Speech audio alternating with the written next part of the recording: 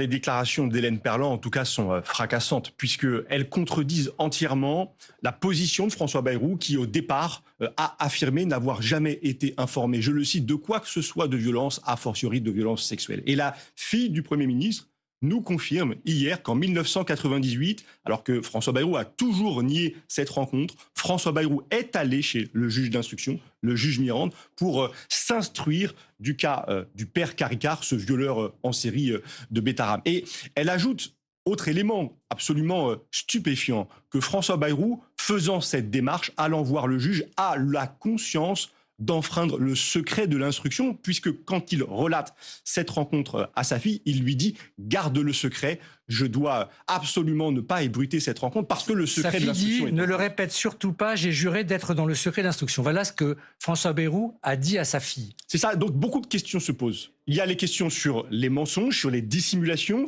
Que François Bayrou savait-il ? Pourquoi n'a-t-il rien fait dans les années 90 alors qu'il en avait les moyens pour faire cesser les violences? Et il y a aussi les questions sur ces immixtions, sur ces tentatives d'immixtion dans des procédures judiciaires en cours. Car il y a cette rencontre avec un juge d'instruction et il y a le témoignage sous serment d'un gendarme devant la commission d'enquête avec des états de service exceptionnels. Ce gendarme qui nous indique qu'en 1998, lorsqu'il défère le père Caricart à l'issue de sa garde à vue devant le juge d'instruction Mirande, le juge lui dit il va falloir reporter l'audition car le procureur général, sur consigne de François Bayrou, me demande d'accéder au dossier. Cette intervention de François Bayrou, qui est là relatée par le gendarme Hontan, elle est en principe hors de tout cadre légal.